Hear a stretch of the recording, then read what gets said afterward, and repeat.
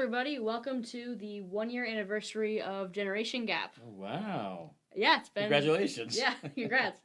Yeah. I'm your host, Gretchen, joined as always by my co-host, Tom. And I'm Tom, joined as always by my co-host, Gretchen. And today we're talking about the Caine Mutiny of 1954.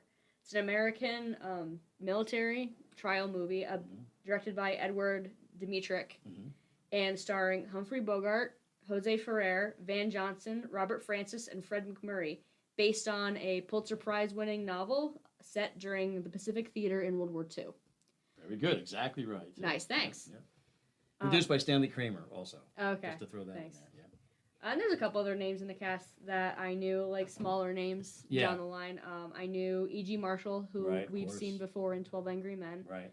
He's also a very good character actor. Lee Marvin, who was not a big deal yet at all, but would become one later. Right, and Lee Marvin, by the way, he's almost, to me, almost unrecognizable. When I knew he was in it, when I first saw him, I was like, oh, wait, that's him. Yeah. I recognize his voice, but he's got dark hair.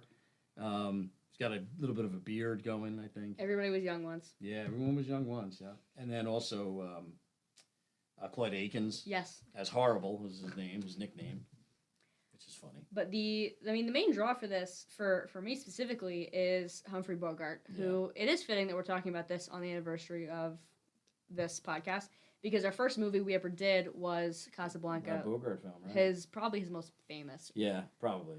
Although, I'm curious, do you think his performance is better in Casablanca or better in this film? I think I enjoy him better in Casablanca. I do too, but I think his performance might be better. Maybe. That almost seemed more like him in Casablanca. You know what I mean? I don't know. Not so much as a character. This one, he's really, because he's like really, well, we'll get into it, but I thought his sort of unraveling was really well done. This is one of the Bogart performances of all time. Really is, and we did mention before we started recording, I like him better in A Lonely Place. Right. But this is a titan, and one of the last movies he did before he passed away a couple years after. Sadly, right? Yeah, he was already diagnosed with cancer, I think, during this film. This film was nominated for 7 Oscars. I don't know if it won any. Didn't win I don't think it won any. Yeah, it didn't win any. Yeah. And it was the second highest grossing film of the year, right behind White Christmas. Right. Which you think is a good placement. I love White Christmas. I'm not going to argue with that. Yeah, I do too. But every time I see this film, and I've probably seen it 3 or 4 times, I'm really kind of blown away by it, which is kind of hard to believe. But I get caught right up in it. You know why? Because they kind of set it up where, you know, any movie that has like a villain, and Humphrey Bogart's character is sort of a villain. Sure. You know, it pulls me in. It really does. Because you're wondering how is it all going to play out, you know, especially when there's going to be a trial. And anything can happen. And this film really kind of makes it feel like, you know, I don't want to get too far ahead, but it doesn't look like it's going well at trial. You know, you're not sure, like, oh boy, you know, he's gonna skate. You know. So what's your first experience with the Caine Mutiny? I was already older because it wasn't the type of action film I normally like. I don't really, as a kid, I didn't really care for courtroom dramas. Sure. As an adult, I like them. You know, if they're done well, they can be really well. Yeah, done. I agree. But as a kid, I would prefer Humphrey Bogart in particular as a gangster. You know. So I'm not sure exactly when I first saw it, but I was probably married with children. And I probably felt that, you know, I really should make sure I see this film. Yeah, it was almost a disservice not to watch it. Because I'd heard so many good things about it. And the first time I watched it, I remember feeling like, oh, I wish I had seen this before. It was really well done. So I saw this for the first time when I was about 14 or 15. And that was because I'd seen Casablanca and a couple other Bogart movies early, and I was actually trying to blow through a bit of his filmography because I totally fell in love with him as a performer. I loved his stuff. Yeah. The first time I watched this, again, I was young. I was kind of, I don't want to say let down because that's not fair, but I definitely wasn't as invested. I definitely prefer, and I still do prefer Casablanca, his stuff with Bacall. Like I like that stuff better. I just think he's not a hero in this. I mean, at all. You know, he's always sort of a grab bag type of hero. Yeah. He's not really heroic, but he does heroic things. You know. Yeah. Which makes him really like a human being. You know, makes him very human. Further, after that, I hadn't seen it again. I'd only ever seen it one time, and then when I watched it again this time, it's terrible. But I kept finding myself thinking, there's an episode of MASH in season 5 or 6 called the Novocaine Mutiny, and that's where my brain kept going, during various parts as I'm watching where they were drawing a couple different references from. Yeah, where they got it from. Yeah. That's a great episode, by the way. Yeah, it is. I know. I remember it. That's a catchy title, too. But second time around watching this, when you said that this was the one you wanted to do next, I found myself enjoying it and wishing I'd revisited it a little sooner. It's not a movie I think I'd go back to with any, like, repeatedly. I put this in the same camp as A Few Good Men. It's really good. I'm probably not going to come back to it a ton. Why is that? Do you feel emotionally drained, or no? I don't know. Just I feel like I'm just courtroom dramas. Like if they're good, I'm like, okay, that was good. Like Anatomy of a Murder is another one. I'm like, all right, that was good. I don't need to see that for a while. Like, it's got to be, and there's got to be a lot of other interesting things going on for me to get really excited about a courtroom drama. Yeah, like it's just not my genre. I understand, yeah. Sometimes for me, it is a little emotionally draining, even when you know how it's going to end. But if you don't know how it's going to end, just like any real life courtroom drama, you're kind of on the edge of your seat a little bit. And when it's done, people tend to breathe a sigh of relief. Yeah. If it goes the way they want, and if it doesn't, it's very frustrating. I think the other problem I suffer from in this film is the fact I think that the protagonist, or our actual point of view character, is boring. I don't care for him. Meaning, Frederick Murray? Yeah. Yeah. He's a nothing. He's nothing. Yeah. He's giving nothing. Yeah, no, and I like him, and I think that's it's a credit to his acting that he plays such a bland. Although he played quite a bit. Frederick Murray or Robert Francis? Did you mean Robert Francis? Oh, Robert Francis? Yeah. Is that who you're talking about? Yeah. Oh, I agree with that also. But Frederick Murray, too, I think he downplays. He's a little bit more interesting. Yeah, but he's very monotone, his voice. You know what I mean? Like, it wasn't really excitable. Everything was just kind of like, well, welcome to the Navy. And he was just he's almost like Eeyore in the Winnie the Pooh series. You know what I mean? Like, nothing was that good, Nothing was ever good. In fact, they kind of reference, not Eeyore, but they do reference how he's always down on everything, I actually think one of the more interesting things is the way he kind of backs out near the end. I know. That's I think more. He seemed like he was going to be sort of heroic, and he did kind of start the ball rolling, to Van Johnson. He was kind of frustrated that Van Johnson wasn't agreeing with him, and then he got Van Johnson kind of all hyped up about it, and then he sort of backed down, and it was very, I don't know. Yeah. Unheroic for sure. I also think it suffers too because depending on who you're following throughout the story, once you get near the end. To me, I felt like I was jumbled. I'm like, wait, who are we supposed to be? Wait. Yeah. Who's like... Who we rooting for? Yeah. I know. Because even the last... Well, we'll get ahead. Yeah, we'll go back. But the last 10, 15 minutes of it. I have a problem with the last 10 or 15 minutes. I do. Good. Okay, we'll get to that. But that also is like a little bit of a twist almost, Yeah. Yeah, you thought like, wait, you guys just won. Like, why is this such a down upset? scene now? Yeah. Well, I know why, but... Yeah, right. Let's talk about it, though. Yeah, okay, so the Caine Mutiny is, like I said, set during the Pacific Theater near the end of World War II. So we have newly commissioned Ensign Willis Keith. Right. Who is Robert Francis, as you said. And yeah, he's also very bland. Nothing. Yeah, no, nothing at all.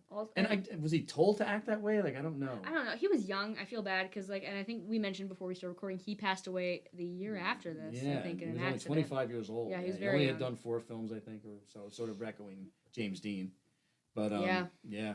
But he was flying a plane, he loved planes. He was flying it as a hobby, I guess. The most interesting thing about his performance is his relationship with his mom, and even that is so boring I don't care. Right, and then they just sort of abandoned that too. Right, I know. That's the other thing. I found myself wondering halfway through because there's they introduced this tension at the beginning of the film. Yeah, like it's going to be a subplot. Right. Like his girlfriend and his mom don't really. And I was really kind of intrigued by that. I wanted to see how that was going to. I thought it was going to affect something, and it didn't. And I was like. Okay. And the mom just kind of disappears from the film. The girlfriend disappears. Yeah. I thought that could have been explored a little more, or certainly at the end. Yeah, and once we hit the 2/3 mark in that film, nobody comes that never comes back. It's it's gone. And he never even really confronts his mom. No. Which I kind of wanted to see also, like saying, just standing up for himself. Yeah. Because he was kind of a mama's boy. Yeah. I mean, clearly, if he would have just said Mom, that's it. I'm gonna go ahead and marry this person. Whatever. Yeah. Whatever. Anyway. Yeah. So he ends up on this. On the ship, the Caine. USS Caine. Yeah. So the captain of this of the ship Vessel, as he comes on board is a little bit loose by Navy standards. The whole ship is actually by Navy standards. And so he gets a little frustrated with how it's being run and frustrated with the captain, and he thinks that things might be starting to look a little bit better for him when the captain is replaced by Captain Queeg, who's Bogart. Right, he's actually happy about that. Mm-hmm. Little does he know. Queeg is career Navy. Right. He's a war hero. He's been doing this a long time. He's experienced. He's disciplined, and he doesn't he's not going to Everything's accept by the book. any slacking off on the Right, ship. So he right. starts cracking down. And Right. at first, he's stoked about that. Right. That quickly starts to go downhill. And at first, Robert Francis is like that. He's Yeah, smiling he's behind excited you. about Like, it. yeah, good. Finally, some order. Yeah. Yeah, because the other guy was way too lax. The other guy, by the way, was Tom Tully, the actor. Yes. As DeVries, the commander. And I thought he did a really good job. I thought his acting was very good. I And I actually think he had liked also, him, yeah. it was very realistic, I thought. And He received a nomination for Best Supporting Actor for this. he did, right? I Yeah. thought so, yeah. He was really good in it. And but I also thought, you know, they didn't really explore it that much either, but I think they did mention that they had just come back and they had done a lot of maneuvering and whatever. And I think sometimes guys did get a little lax because they felt like, you know what? We kind of deserve it. We earned it. You know, we worked really hard. And obviously, when Queeg got on board, he didn't see it that way at all. No. Yeah. He hated that the guys had their shirts untucked or Yeah. unshaven, whatever. Yeah. So at first, the story really starts to kind of. First, it looks like that's going to be the thrust of it, and then as you're watching, this is kind of a long film too. Like, it's 2 hours and change. Right. As it's going. But don't let that deter you. I just want to make sure people. No, like, well, you shouldn't. yeah. Yeah. Because it is. I thought it was engrossing. Yeah. There were parts of that drug for me. Oh, really? I think overall it's good. The last third of it, I was interested. The first 2/3, I was checking the watch a little bit. Really? Oh, that's a shame. I sometimes I feel that way, but if I know where it's coming because I have seen it a few times, That's fair. I don't mind that because I'm almost like I like that it builds. You know, you get to know the characters a little more. And I think it had been such a long interactions. time since I'd seen it. Yeah. So I was like, I know we get here eventually. Right. I was just kind of But like, we're taking our time getting there. Yeah, I'm like- I can and- see that. Yeah.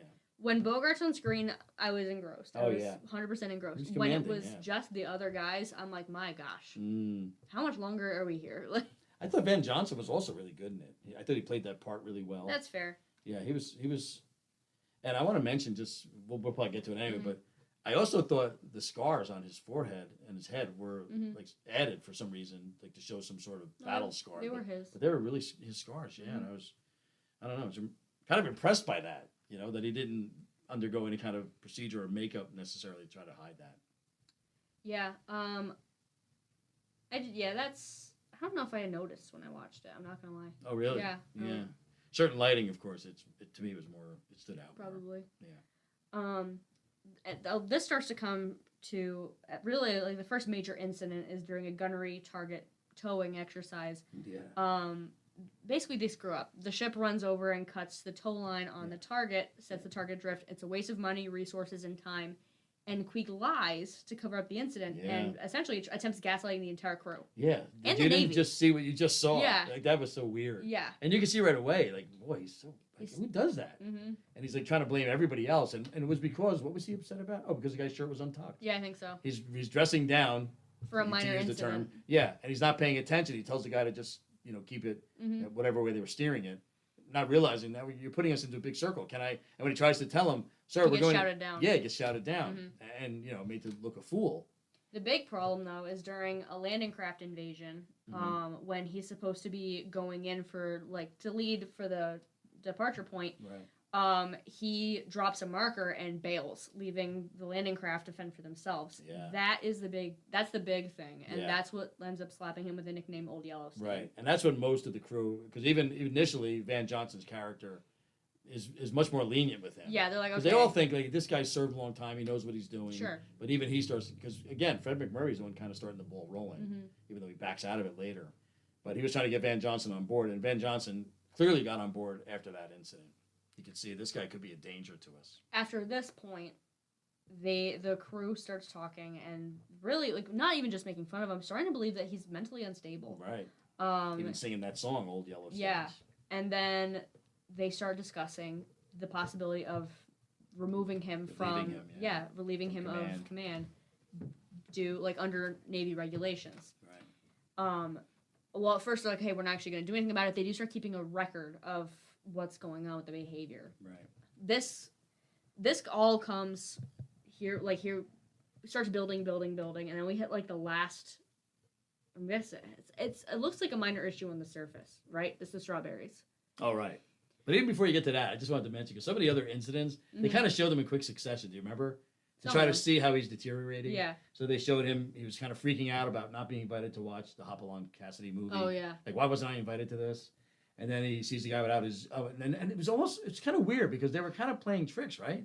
Like when he sees the guy without his helmet, Yeah. and then the guy puts his helmet back on, and when he reports it to Robert Francis, he says, "That man right there without a helmet." He goes like, "Well, it's hard to tell who you're talking about because they all have their helmets on." And he's like, "I'm telling you, he didn't have his helmet on." They're really gaslighting him. Yeah. And another guy without his life jacket, and then when he reports the guy without a life jacket, when he goes back, the guy's got his life jacket on. It's almost like they knew he had a screw loose. They were trying to really push that, which is not really fair for a crew to do, but also trying to, and point it out. And also prove a point that to bring it out. Yeah, he's losing it. Right. Yeah. That this is not safe for any of us. Yeah. The issue that kicks off the last, really like the actual court martial itself, is the strawberries. So which is such a funny, it's such such a a great, dumb thing it's such a to dumb kick thing, it and it off. becomes such a big thing. Like to me, that's whenever people talk about the film, they mention strawberries. Yeah. So a quart of strawberries go missing from the mess hall. Queeg convenes like a meeting at like the middle of the night. Yeah. And has the entire crew search the ship top to bottom. Like, and his acting was great. Yeah, he's everyone great. else knows it's insane, and he's locked completely in. serious. He's completely. He doesn't even step back and look for a second and say, "Oh wait, this is insane." Yeah, what am I talking about? Strawberries? Who cares, right? Enjoy them. Now, granted, theft of food is a big deal. It is a big deal, right? And he says that. He's right. And he is correct. Right. But they all have rations and whatever. Sure. And then one of them even, and they say this later, one of them even goes to him and says, "Hey, I know who took him. I saw like the." It's a guy who's leaving the ship. So at like the last moment, he says, "Listen, I saw some of the guys in the mess. Ate them. They ate them, and so he already knows that. Yeah, and he told him that. Right. And Queeg's response was to basically tell him, "You're lying." Yeah. And continues this absolutely absurd search the entire ship. Yeah, from head to toe, top to bottom. We're gonna find it. He even says, this is a quote by Humphrey Bogart, and I love the way he said it. "I do not believe that the men of this ship ate a full gallon of strawberries. I intend to prove it." Like that's his goal. Yep. Like, you're in wartime, and I don't care. I'm gonna find out where those strawberries went. So of course, every rational person is looking at him like he's lost. Sure. Like, is this a joke? And this is one thing during peacetime, but this is an active ship during World War, like during the middle of a World War. This is you don't want somebody with a screw loose at the cat. And with guys who have been to war. Yeah. So they obviously can hold their own. They know what they're doing. Yeah, they know what they're doing. And they prove that. So in the middle of a typhoon, due to Queeg freezes on the bridge and starts giving. Even there, his acting was so good. Great. If you notice, because even while the attention's somewhere else, because Van Johnson is speaking, or when Fred McMurray shows up and they're all speaking, if you just look at Humphrey Bogart, he's still acting. Like he's holding on to the steering wheel or whatever, and he just looks really afraid, and he looks like he's trying to really kind of not show that. It's a hard thing to act. Bogart's a stage guy. That's where he came from. Yeah. So at that point, you don't have the benefit of the camera's not going to be looking at you. Right. The audience always has the opportunity to be looking at you. That's a good point. Yeah. So you've got to be on all the time. Yeah. And that's a really good point because you see that. You can see how he's really doing that. He never checks out of the movie. No, he's always in it. Fully committed. Yeah. During that moment when he freezes is when the technical mutiny occurs. Right. Wait, it's not a mutiny like Mutiny on the Bounty. No. He's not removed from the ship. He's relieved of duty. Relieved of command, because he is not of. He's not of sound mind. Right. And it's an emergency situation. You can't sit around and wait. It's either we all die. Right. Or someone else takes command. Yeah. And so Van Johnson, it falls to him to take command. And he does. He orders the crew, and they do right the ship. Yeah. And the problem always with something like that is that they survive it, and it's fine. So you never, what's your proof that it wouldn't have been fine? You can't say, exactly. Right, well, we wouldn't have been fine if he had done it. Well, how do you know? Because it was fine. And this is what kicks off the court martial. The court martial, yeah. Because, and this is important, and the Navy wanted to make this very clear, there's never been a mutiny in the Navy history. And that was the only way they got the permission to do the film. That's correct. Right. They have to make that big statement up front. This never actually happened. Nothing like this has ever happened. Yeah, Not this ever. is all fictional. Right, the Navy, don't worry about us. We're good. Doing great. Yep. Thanks so much. Yep. And the last, what is it? Is it half an hour? Is the actual court martial scene? I think it is. It's a long chunk of the movie. Half hour, I think it's the most entertaining chunk of the movie, but it is. And even not quite that, because then you also have that broken aftermath. Up a little bit. Right, yeah. Court martial were really at first it starts looking like our guys are not looking good. No, not at all. And I did like that it did kind of move quickly. Like there wasn't a lot of dragging in between. Like they faded right from one interview or testimony to another testimony. Like which I like that. They kind of And a couple of them, Fred McMurray lies under oath. Yeah. He bails out so entirely to save his own yeah. career. Yep, that was disappointing. And right, you see that. Like, Yeah. the guy who had such disdain for the Navy now is obviously going to make it his career and wants all the benefits of it, you know. Or at least doesn't want to be dishonorably discharged. Right, yeah. Van Johnson, on the other hand, is like, honestly, holds fast. Does. He's 100% like, I did the right thing. Yeah, he's because unwavering. if I didn't, right. yeah, and he doesn't fall for any tricks because even Robert Johnson, was that his name? Robert Francis. Yeah. He does sort of, you know, not wither, but when you ask a certain question, he does answer them honestly. Yeah. You know, so how would you know? Like, well, I don't know. I'm not a psychiatrist, you know. Yeah. How long have you been in the Navy? You know, whatever it was. It's like, months. Yeah. Well, he's been in it for 8 years, you know. Who do you think knows better how to deal with the storm, you know? Eventually, they end up, and this is where you have E.G. Marshall is the prosecutor, and he's very good. He's very good at this too, yeah. He's frustrating, but he's really good. He is frustrating, yes. He's very calm. Because he's good at his job. Yeah, he really is. Unfortunately. But I expect that. E.G. Marshall's also very good at his job. That's he's a very true. good actor, yeah. And this is also when Jose Ferrer actually makes his appearance in the last third of the movie. Even though he's built second. Right? Yeah, he was built second, and then he... I'm not even sure why. It wasn't like he was... I don't think he was bringing too many... Name? I didn't think so, really. I mean, I wasn't alive at that time, but I can't see... Seeing his name second is going to bring in a big chunk of the audience. I don't know. I mean, whatever. Yeah. But anyway, it's only when they actually put Queeg on the stand himself. Right. And this is... Which is the best strategy. This is the scene everybody talks about in the movie, too. Yeah. He breaks down on the stand and has this one moment where he goes from talking totally justifying himself. He's like, I did the right thing. Right. I've been and he's really clear about it. And he's even forgiving of who he thinks. He even says that. Hey, I feel bad for them for being all this. And then the second they start him on the strawberries, he spirals. He really does. So quick. And he takes out those silver balls, which is the ball bearings? The ball bearings. You have to remember that. To me, whenever you talk about this film, you talk about the strawberries and him holding those ball bearings, clicking them in his hands. Which I don't know. I didn't read about how. Like, was that a plot device? Was that in the original novel? Or never read the something book. he did? I don't know either, you. yeah. But it was very effective. Because that's basically just telling you, Something's, cuckoo. You know, or at least, like, the equivalent of that. Yeah, like, it's... That was like his tell. Yeah, it was definitely his tell. Yeah, it was almost like his bottle or his pacifier. You know, it obviously calmed him, you know. But it's that moment. There's this one great moment during that breakdown where he stops talking and Bogart's acting is so good as he's, like, clearly realizing, oh, I think I do need help. I know, right? It's such a good, like, where you know, like, oh boy, did I really say all that? Yeah. I think I've said too much. And it's like the inverse. I mentioned A Few Good Men earlier, and that's actually what this reminded me of, because it was the inverse of when they put Jack Nicholson on the stand of that movie, where Jack Nicholson just refuses. He's like, I'm in the right, even as they're bringing him out. I'm nuts. Right, yeah. He has, like, it's a sobering moment. It's very... He's completely aware of what he did. All of a sudden, he's like, oh, no, wait, I wasn't the Jack Nicholson's performance was great in that also. Yeah. And he's not for a moment does he say, was I wrong? No. Because he even says that. He says, like, who was going to do this? You? Yeah. You? He was right. Yeah. He says, feels like I keep you safe every night. Now you're going to question the way I do it? Like, he was angry. The complete reverse of this. Complete reverse, yeah. He suddenly realizes, oh, boy, I better stop talking. Mm-hmm. Yeah, I've said too much. But his acting, even up to that point, I just thought it was such a tour de force. When they start talking about the strawberries, and he starts, like, talking about how they're always doing that. They're always against me. All of them. You know, like, the way he just, it was great. And it's been done. It's been done so many times since then. Before and after, yeah. Right, but when you see him do it, it's like, it's very fresh. It was like, wow, this is really good. You're watching a mind snap. If the film had ended there, yeah, I would have said, that's a solid ending. I kind of feel the same way. But it doesn't. It doesn't. They psycho it. They do. And I don't like that. Like, I understand why they did it. So Jose Ferrer comes into the after party that, hey, we won, you know, we still have careers in the Navy. Right. And he's been drinking. And actually, which I also didn't like seeing, you know. He seems such a proper officer. He comes in and he chews them all out, and I'm actually thinking, is the punishment for mutiny, is that hanging? I don't think in this day and age, or that day and age even. Okay. I think in the past it certainly was. You'd be hanging from as Captain Bligh said, I'll see you all hanging from the highest yardarm in the British Navy or whatever. I'm looking it up. Yeah, in 1950, well, 40, it would be 43, 44. Death penalty.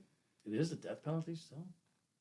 Life in prison, life in prison, dishonorable discharge, 1940. Well, dishonorable discharge would probably be the least of your concerns at that point.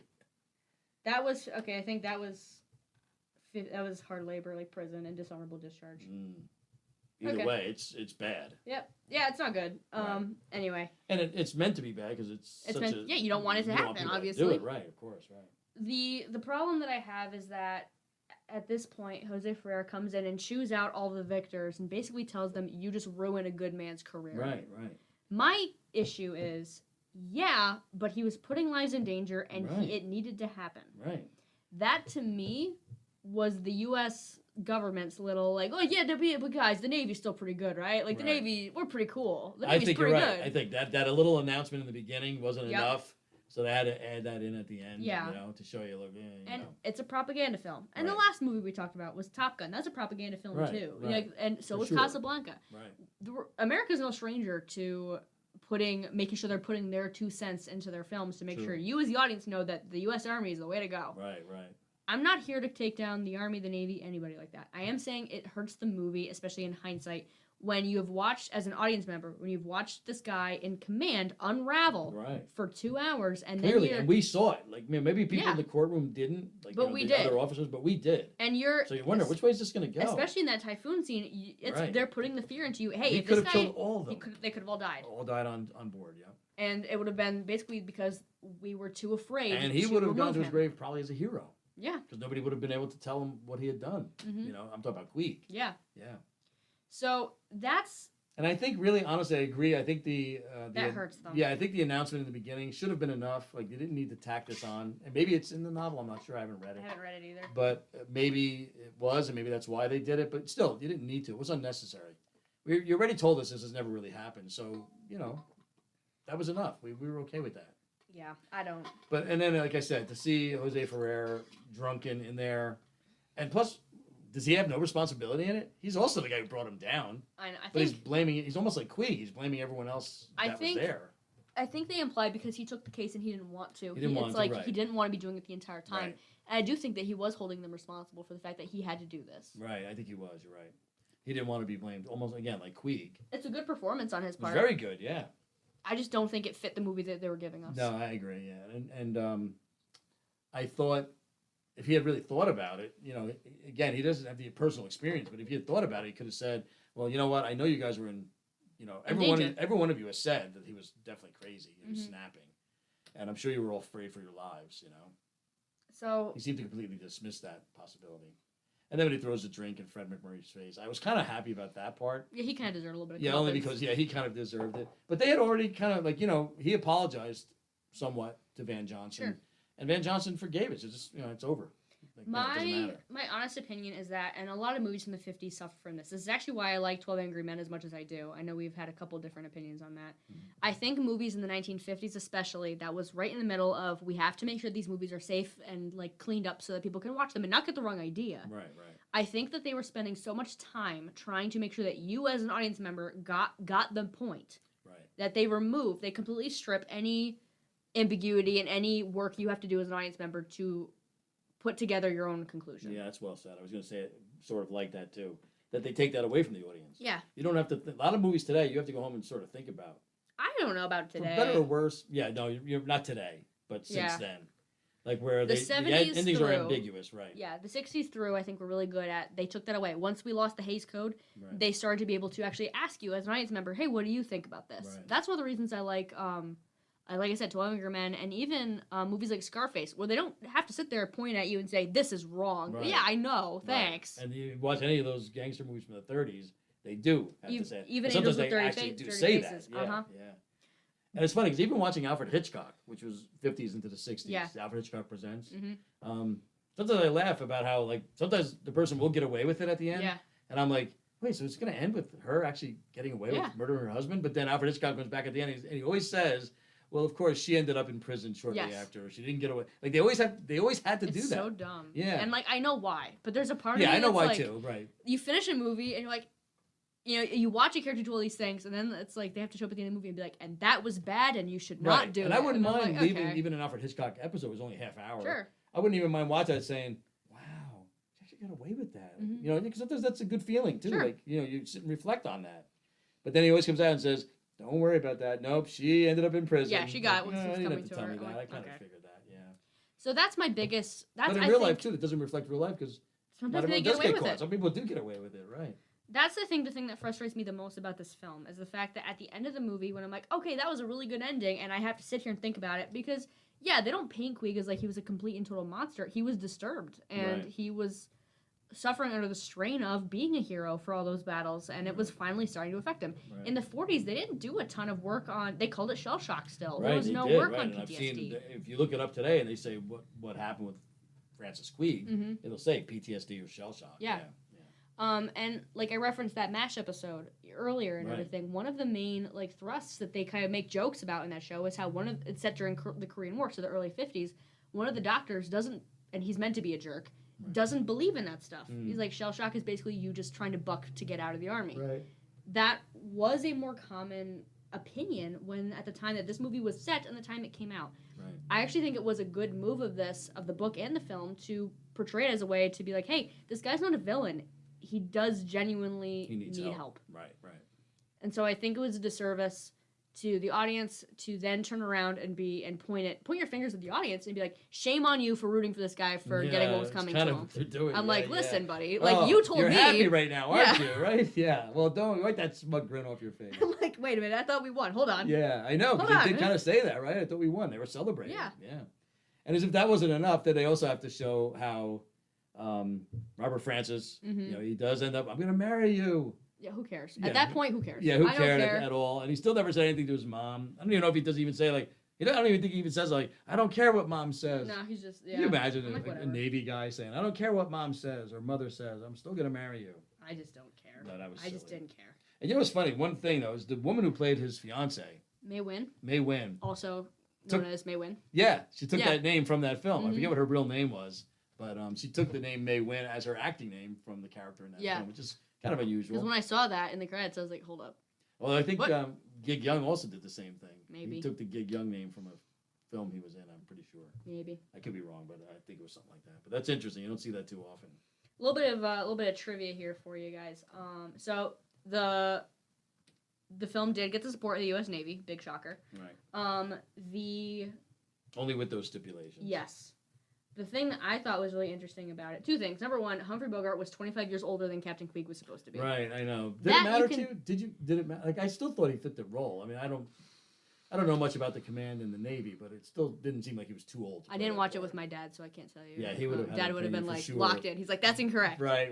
Yeah. I don't think that's something the audience would pick up on anyway. I think it's not. So we talked, like I said, our last movie we watched was Top Gun, and we both watched Top Gun 2 together. Right. That is stretching the basic limit where I'm like, I don't buy that Maverick is still a fighter pilot because he's in his 60s. Right.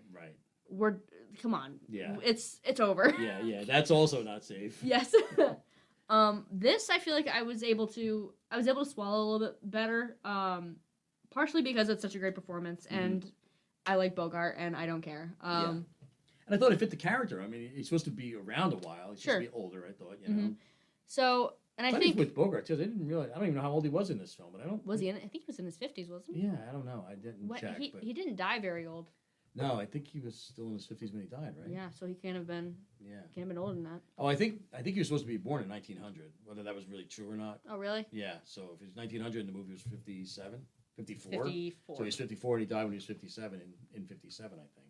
18. He was a Christmas baby. I didn't know that. Right. Yeah, and I don't know if that was true either. Does it say it was true? According to good old Google and Wikipedia. Yeah, because I know sometimes in Hollywood they would market like certain birthdays for certain, for favorability, I guess. But I guess he really was born on Christmas Day, yeah.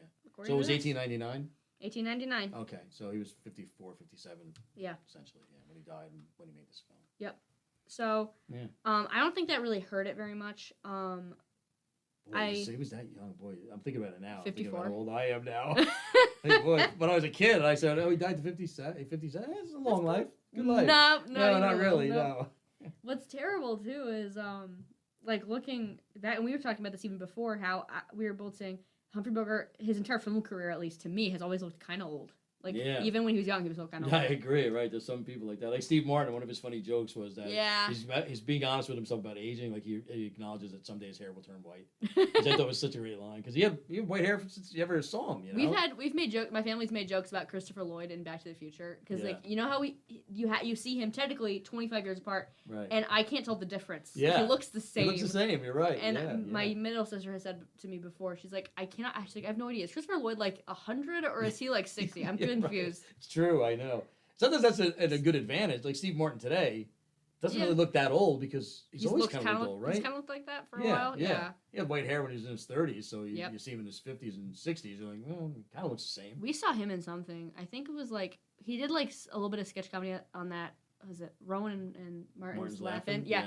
And he had dark hair, and I was like, I Wow. have no idea who that is. Yeah, I've seen some clips. Yeah, and it's hard to believe. I know. Crazy. Anyway, Yeah. we A little digress. sidetracked there. Yeah. That happens. The other thing I thought was actually really cool. Lee Marvin helped out on Like a technical advisor because he of was his- Navy. Right, and he served pretty valiantly. Yeah. So they actually Yeah, he would Listen tell to them like, him. yeah, this doesn't seem realistic, or Yeah. this wouldn't fly, or whatever. which I think does give the film a little bit of credibility at least because you had somebody there who at least if it was unrealistic, somebody was there who was close enough to at least be like, okay, it's fine, let it slide. Right. Like it's not like anybody would be like, Yeah, yeah, I agree. So- Yeah, especially people in the audience who have never been in the military, Correct. or the Navy in particular. correct. Right. And I do think like even so, it's not something that's going to affect my watching of a film. Like I've expressed there have been times I've watched different projects with people who are supposed to be military and I have been totally lost because I'm like I can't buy they ever made it this far. Right. An Officer and a Gentleman is actually like the example where I'm like I don't buy it because this guy would not have made it Right. at all. Right. These guys I'm never sitting there going there's no way these guys are in the Navy. Like Right. I accept that. I They're agree. here. Yeah. I accept Queeg. Everybody's performance is great. The technicality of what's getting set up is great, and it's not a war movie. Like it's not focused on the battles. No, there's no war scenes at all in the film. The fact that it's set during World War II really doesn't have a ton to do with what's going Doesn't on. really, no. It's just a matter of Where hey, they would- we where are they at would be, right, we're at being war. in the Pacific. Yeah, in general. Yeah. So I don't think the film suffers from that. I think it suffers from the fact that, like I said, the protagonist, or at least the protagonist for the first 2/3 of the film, isn't giving much of anything, especially after Queeg takes over. Once you get past the idea that he's excited that this new stickler is on the It's so on the funny bridge, when you say protagonist. I keep thinking it's either Van Johnson. or Fred McMurray. Yeah, you and keep it's not. forgetting it's Not. Yeah, no, because he's really kind of He's nothing. very bland. Yeah. And I'm sure it's not his fault. And No, I I'm don't- sure that's how he was told to act. I'm sure, but he is very like monotone. Just- Even with his fiance, it's like very blah. Again, maybe he was told to act that way. I'm assuming. I think this is why I tend to like so many more of like the anti-heroes and things like that of this era of film because I feel like so many of the good guys do kind of blend together for me. Even really good actors like Cary Grant when I'm watching him and stuff. I find a lot of his performances forgettable, but I don't forget the bad guys. Right. Or the guys who are kind of like the James Cagneys and Humphrey Bogarts. Well, of course, yeah, and they sometimes are the most Interesting part. Yeah, magnetic characters. Yeah, they really are. So again, I mean, it's how much of this is just the time period. Acting's changed. Yeah, It's, it certainly has. Yeah. Although there's still good performances, like some of the acting still. Like I Humphrey think Van Bogart, Johnson's good. Yeah, Van Johnson's very good. I'm always amazed when we talked about this just before too. Like James Cagney in particular, Humphrey Bogart, Betty Davis. Like when you watch them at a time when, I don't know, a lot of actors didn't seem quite as realistic because they'd come from the stage maybe or whatever. Some of them were very good at naturally. Right. Some would just you could see it in contrast with other actors. Like wow, they're really good. Like really just very natural. Any role they played, And I mean too, even some movies where it is like really stagey, if it's written well or things like that in and of itself, it's tough. We're looking at this film in particular from, what is it now, 50 some years? No, it's got to be More longer than than that, that, 60, 70 years. Yeah. since this film came out. Yeah. So we're looking at this from the position where so many things have changed since then. Yeah. It's easy to point and pick and be like, well, this and this and this. And I try not to do that. Just because I sometimes. try. Yeah, I know. Sometimes unavoidable. But I try not to because I feel like, well, it's a different time, Sure. And you can't judge things by today's standards or today's... Correct. Yeah. And the fact is, some standards have changed, and some things I think that's actually why I think I really enjoy listening, like having these conversations, is some stuff that maybe you saw when you first saw a film look different in hindsight. And, when a film or story plays twice, the audience is different, and so the story itself lands a little differently as well. Yeah. I do think, I will say this, I never had a moment where I was bored because I'm like, oh, I've seen this before. That was never an issue. Right. I think this is done originally enough that it doesn't suffer from being copied. Right. Yeah. And I think that is an issue with some other stories. True. Yeah. Yeah, I really enjoyed it, and like I said, I've seen it probably 4 times now, and every time I've seen it, I do enjoy it. And every time I see it, I feel like, I kind of want to watch it again and like really focus on maybe different things even. Really? Yeah, but then I never do. Okay. It's always like decades between watches. So my thing when I watched it was the first thing I thought when it finished was I want to go see another Bogart movie, and I wanted to see. I have to have and have not. I bought that on DVD at the house. I'm gonna try to subject my family to it at some point. Well, it's a good film.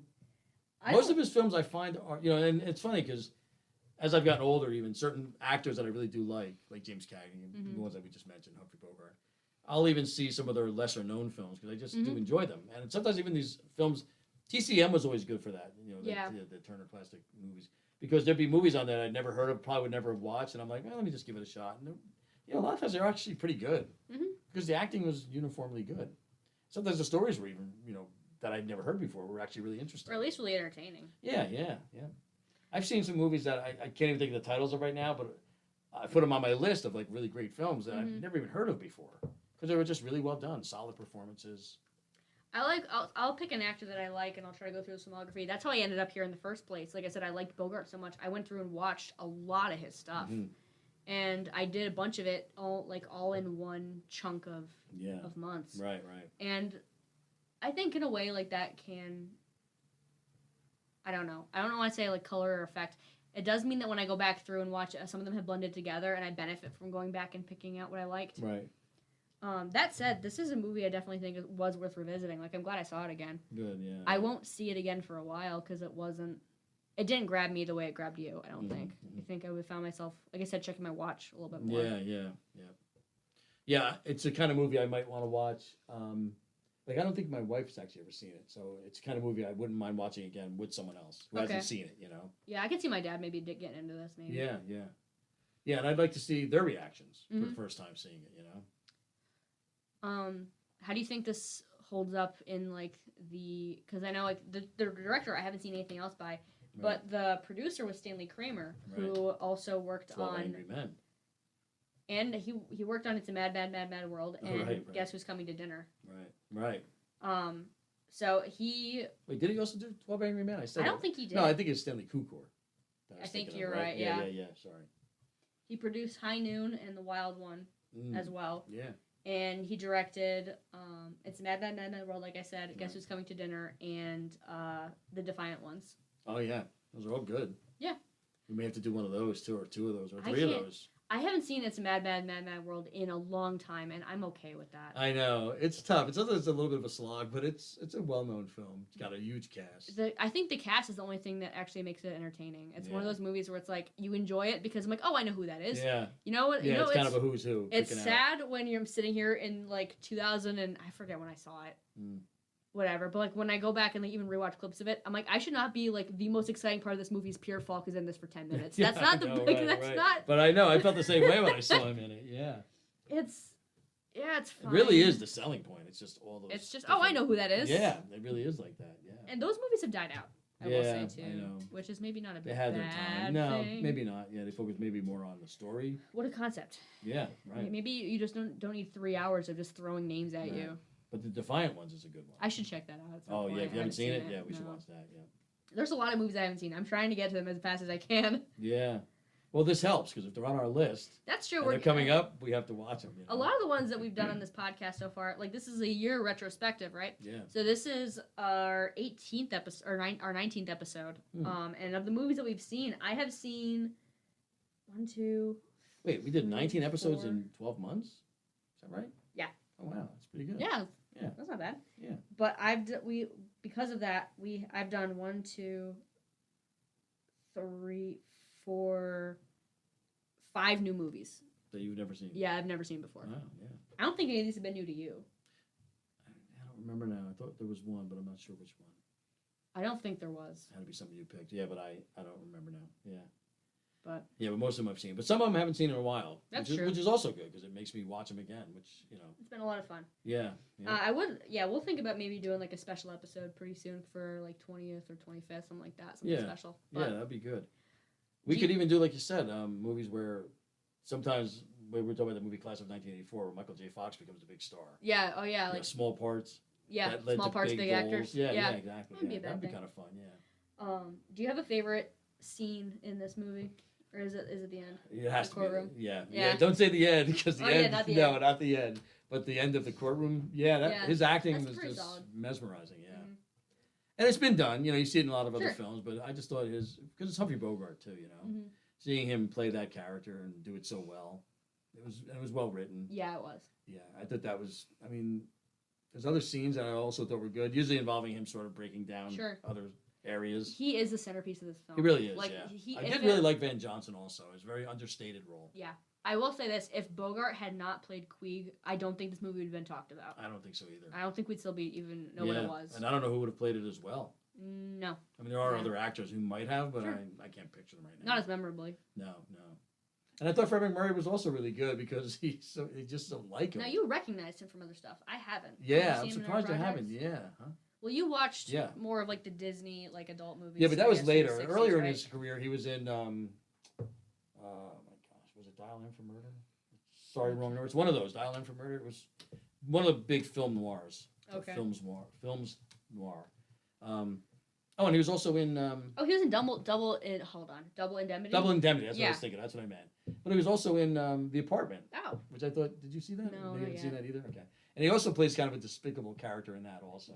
Great. Because he was very lovable and he played likable characters. And I think when he started to play these bad characters, I think I remember reading that one of his children actually said that they didn't. Or no, some woman actually smacked him. Oh my gosh. Slapped him in the face, but he recognized him on the street and said, "I don't like the role you play," or whatever. That's crazy. And he kind of made a promise to himself after that just to play these sort of nice fatherly roles. That's crazy. And he was pretty consistent, I think, after that. Interesting. Yeah, it was interesting. He had an interesting career.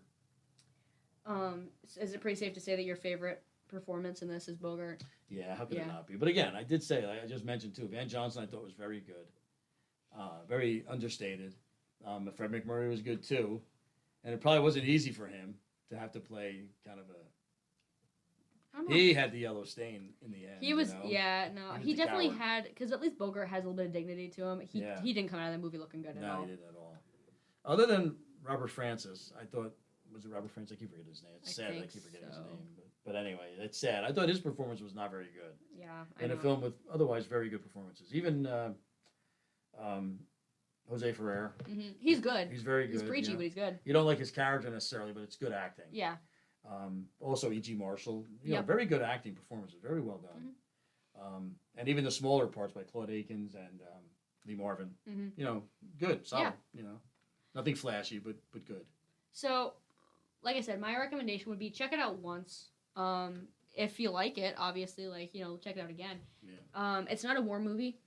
Right. But if you're interested it's a courtroom drama. If you're interested in, kind of like the more psychological and like a little bit more of a dramatic storytelling, it's definitely worth checking out, especially if you're a fan of Bogart and his filmography. Right. For a completionist, absolutely, it's a must. You have to, yeah. One of his best performances, probably his best final performances. Because what did he do after this? Oh, we just talked about it. It's the boxing one. Yeah, Help me out. The Harder They Fall. Yeah, I actually like him in that. Did you like him in that? I did, actually. Oh, okay. Yeah. He might have done another one in between there. I'm not sure. He might have. Yeah. I know there's a few on his that I definitely missed just because I couldn't find them. Right. But that and In a Lonely Place, those are my two late Bogart. These are his best. Yeah. That's the hill I will die on. Yeah. With that said, happy anniversary to us. Yeah. Yes. Happy anniversary. Yeah. Thank you guys. It's been a pleasure doing it. Yeah, it's been a lot of fun. Yeah. Thank everybody so much for listening. As always, if you have any suggestions, leave them in the comment section. Go ahead and follow us along if you're interested in hearing us talk about more movies. And if there's ever a movie that you guys decide that you're going to check out because we talked about it, absolutely let us know. We'd love to hear that we're turning somebody else on to finding some of these. Yeah. Because I know, like I said, there's a bunch I haven't seen before, and most of them I've enjoyed discovering. Yeah. So it's been a lot of fun. Yeah, even rediscovering for sure. Yeah. So here's a happy birthday and to many more. Yeah. And we'll see you guys in the next episode. Sounds good.